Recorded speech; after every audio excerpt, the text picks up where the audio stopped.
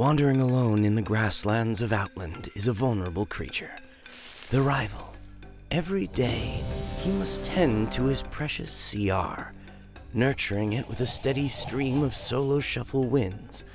Life is not easy for the rival, because lurking in the shadows are his natural threats, including blind and shameless rerollers, rank 1 DKs on their 75th ult, and even arena partners who mysteriously lag out every other game. To survive in such an environment, the rival must be cautious and smart. And if he does, endless rewards await him, including shiny new transmogs and even the coveted gladiator mount, which together would finally allow him to find a mate. Well, maybe. To make his dreams come true, our rival learned the same damage mechanics as rank 1 players, while also getting an arena playbook with the best gameplay tips. He also learned positioning, role tips, gladiator secrets, class counters, and more, all while getting personalized feedback on his gameplay thanks to Arena Coach. Skillcap took this rival to new heights, and you could be next, risk-free. If you somehow don't climb at least 400 rating while using our services, you'll get every penny back. Get the rating you truly deserve, and the rewards you've always wanted, with Skillcap, using the exclusive discount links below. For now, back to the video.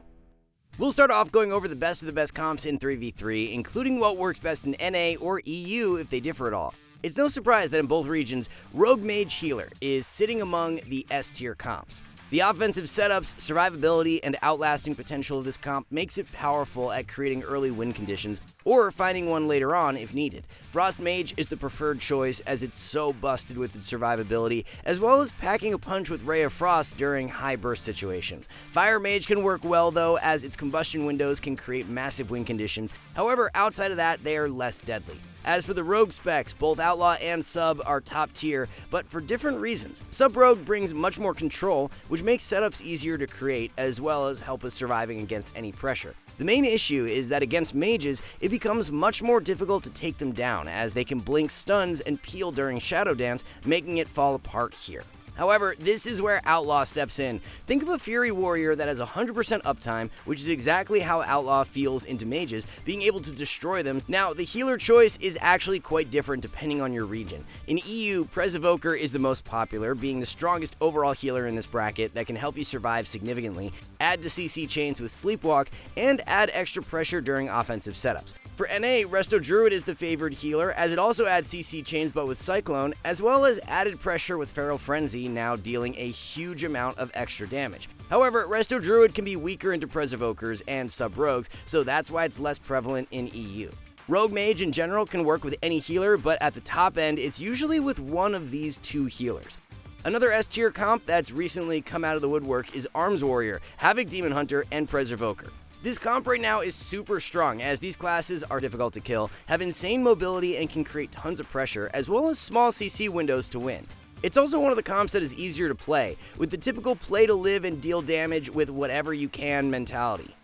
Arms Warrior is the best one paired with these specs, as it can protect the DH often with disarms, intervene, defensive fears, and stuns. That being said, this comp can still work well with other Mortal Strike melees, but ones that will work wonders at top ratings are Windwalker Monks, Feral Druids, and Unholy Death Knights. Feral Druid and Windwalker Monks have less defensive support compared to a Warrior, but in the right hands, they can set up more devastating pressure that can help secure kills.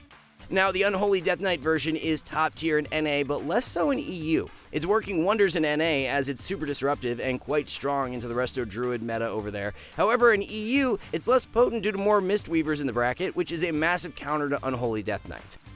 Moving on to another comp that's powerful in both regions, we have Mage, Lock, and typically Resto Druid. With the recent buffs to Affliction and Frost, the passive damage this comp has is quite potent. Paired with the fact that they all have spammable CC that can control a healer relentlessly, makes it one of the strongest comps at locking out your healer. Both casters are quite devastating when left to free cast, making it difficult to lock down this comp without plenty of CC. You can play other DPS versions of this spec, but Affliction paired with Frost is what really makes it S tier. The snares with Frost alongside their own 2 ice blocks makes their team and themselves tanky. Affliction is also powerful, having UA up with a Frost Mage's root effects can make it difficult to spam dispel your teammates.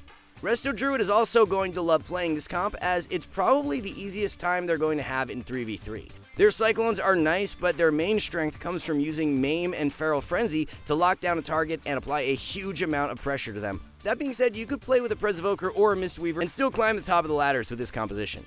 Another meta comp that works super well in both regions is Elemental Shaman with Presovoker and a melee with Mortal Strike effects. Ellie Shaman can perform a similar role to the likes of a Devourer or Demon Hunter, but it's more difficult to master in order to achieve the highest ratings. It has to play well with defensive disruption, as well as timing good shears and pushing in at the right moments with their melee to swing offensive momentum in their favor. In EU, the main melee that pairs best with a Shaman is an Arms Warrior or Havoc Demon Hunter. Arms Warriors can provide good pressure and excellent defensive peels, which is especially good into the likes of Rogues, shutting them down so they can't disrupt the Ellie too much. Havoc DH doesn't have the same peeling tools, but it's made up for in their offensiveness, being able to stick to targets better and deal an amazing amount of extra damage. In NA, Feral Druid works wonders with Elemental Shaman. This is because usually Ellie is a great tunnel target, and if a Feral is left free, he can cast clones and cause havoc, punishing teams for only tunneling the Ellie. The best healers for this comp are typically Resto Druid or Presovokers, but it can actually work well with Holy Paladin. They have good synergy with Ellie Shamans, and Freedom is a welcome sight to help them survive against heavy melees. Mistweaver Monks can also do well here, having a great defensive cooldown arsenal to survive all kinds of pressure. The last main composition that is top tier in both regions is maybe one that doesn't sound amazing on paper, but Unholy Death Knight BM Hunter with a Presovoker or Mistweaver. The pressure this comp puts out is nothing short of absurd, as Bestial Wrath pops as well as Unholy DK's massive offensive CDs are enough to take down any class in the game. They also have surprisingly good CC with Stun Trap and to Strangulate on healers to easily force trinkets or defensive cooldowns. Once again, the main kryptonite into this comp is that Mistweaver Monks can counter them heavily, gaining a ton of healing from pets and can avoid stun into traps easily with their teleport. That covers the S-tier specs with their respective comps, showing you what's top of the ladder in both regions. These specs are undeniably strong in 3v3, dominating in both regions, showing just how strong they are. And if you are serious about a Glad push, you need to check out our brand new Gladiator course, developed with none other than Swapsy, who holds the world record for Rank 1 titles. This pairs perfectly with all of our class guides and arena fundamentals, which teach you years of knowledge stupidly fast. And with Arena Coach, reviewing those VODs is an absolute breeze, since key mistakes are automatically flagged. No second guessing here. All of this and more is available only to SkillCap members and includes a no questions asked money back guarantee. Just be sure to use the discount link below to sign up. For now, back to the video. With the S-tier comps out of the way, there's actually quite a lot of comps that are just below it. These are sleeper OP comps that not many teams play, or just a few players sticking with their mains, making comps work to a surprisingly great level. A spec that falls under this category quite well is Feral Druid, having multiple comps that vary in strength depending on the region. In EU, there's actually a Feral, Unholy Death Knight, and Disciplined Priest composition, which is actually the highest Priest composition in EU. This comp is surprisingly strong, having great damage and a decent amount of survival tools if rotated properly. On the flip side, in NA, one of the best Feral comps is actually with a Shadow Priest and a Presovoker or Mistweaver Monk. It could work decently with a Holy Paladin or Resto Shaman, but if you want it to be a sleeper OP comp, you need an OP healer. The Shadow Priest debut in this tier list, and Ferals are a perfect partner for them, providing the MS debuff and is able to make up for CC with Cyclones and stuns if the Shadow Priest is being relentlessly trained. If you don't have a Shadow Priest friend, then don't worry, you can play with a Devastation Evoker and Mistweaver Monk instead. This composition from Bank Mistweaver on EU is doing exceptionally well and is actually closer to S tier than you think. It has super strong damage, having access to Dragon Rage and Incarnation, which can be devastating to any team. With spammable Sleepwalks and Cyclones, this composition can get amazing CC chains on healers, giving them more windows of opportunity to secure kills. You could play it with other healers, but the Mistweaver Monk is what ties it all together to be an OP comp.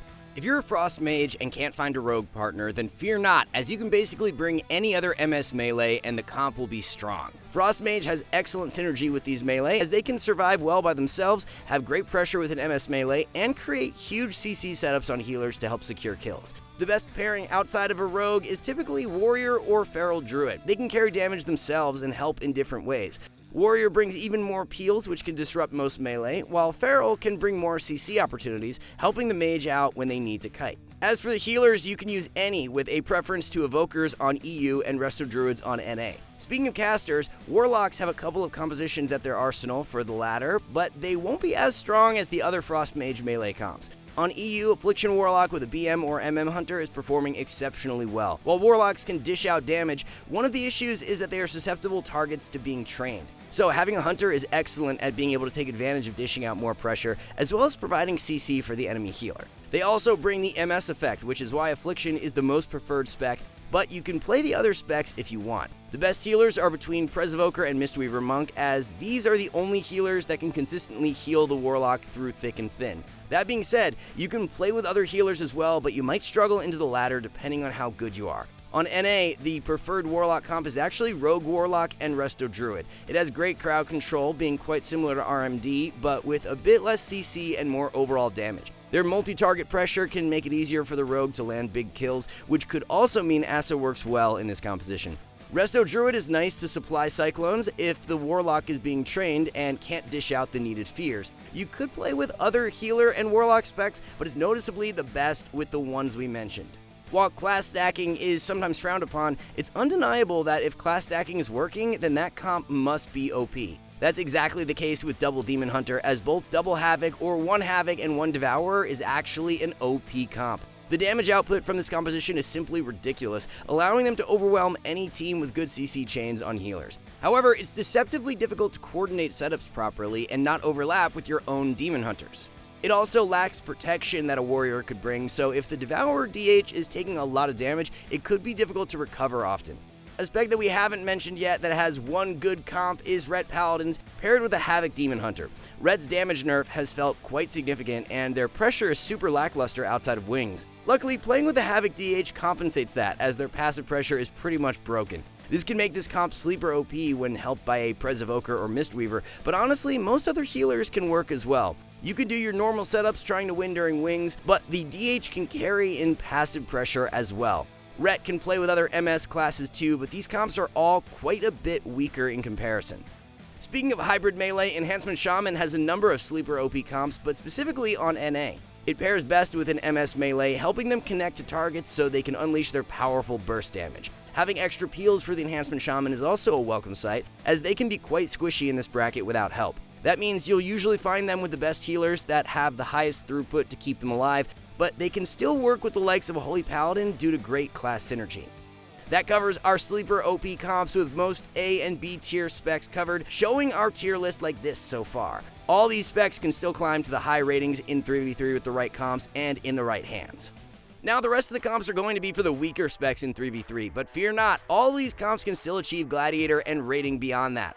Arguably, one of the weakest healers in this bracket is Resto Shaman, but they can perform well if they get an Arms Warrior and Demon Hunter friend. This comp is simply super durable, has a ton of pressure, and can help heal pressure so the Shaman can keep up with healing. Another spec that's struggling this season is none other than the Balanced Druid. It's squishy and difficult for them to win games without seriously outplaying the enemy team. However, with a Havoc DH or a great Rogue, they can significantly help with landing kill opportunities for this class, being a surprisingly decent comp. You'll mainly want the strongest healers like Presevoker or Mistweaver to help keep the Boomkin alive, but beggars can't be choosers, as you may struggle to find a healer as this spec anyway.